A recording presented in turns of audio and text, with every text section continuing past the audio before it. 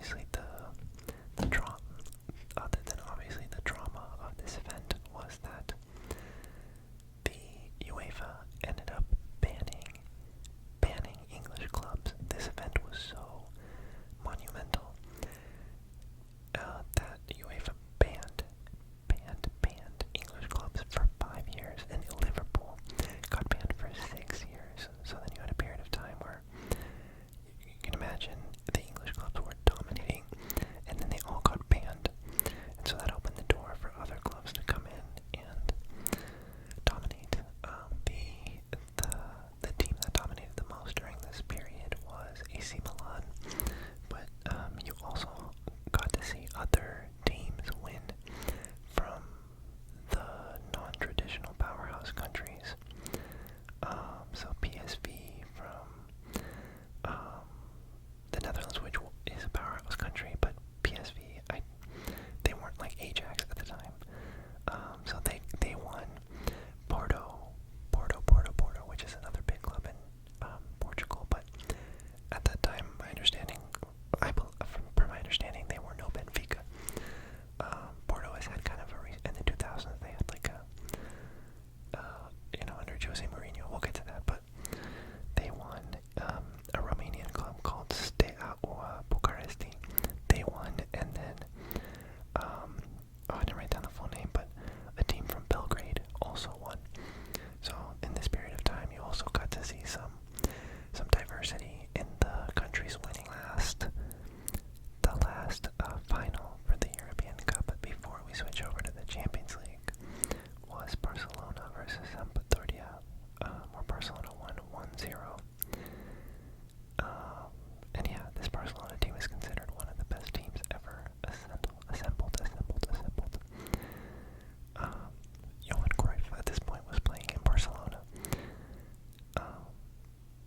And yeah, after this game, UEFA officially rebranded to the UEFA Champions League. Now, before we move into the Champions League era, the modern era, I kind of want to talk about why they decided to transition over to a new format, a new name. So, interestingly enough, I think the original idea came from Silvio Berlusconi, who was, I think, the owner of AC Milan. I think he was also like a senator or prime minister of Italy. The story goes that in the 80s, he was watching Real Madrid versus Napoli, and at the time, Napoli was one of the best teams in the world. Maradona was there, and it was early in the European Cup, and Maradona got eliminated. And so Berlusconi was like, it's so ridiculous. In his mind, he was like, it's so ridiculous and such a commercial waste and a waste of potential eyeballs that in this tournament that we have now, a star like Maradona could be eliminated so early because the top teams are meeting so early in the tournament. And yeah, basically, I don't think he was the one who ended up implementing the change, but people kind of took his idea, or UEFA took his idea of kind of restructuring the game, and implemented it basically. So yeah, they introduced a group stage for the first time here as well as basically what the group stage did was it allowed teams to play more games without getting eliminated so quickly. So yeah, now a big team could afford to lose their first game, and they wouldn't necessarily be eliminated, increasing the chance that they'll go further in the tournament. And yeah, which makes sense from a commercial point of view. Yeah, now we're just kind of gonna go through every single season of the Champions League, talk about who was in the final, who won, and anything interesting from that final. So the first one was 1992-93. It was Marseille versus AC Milan.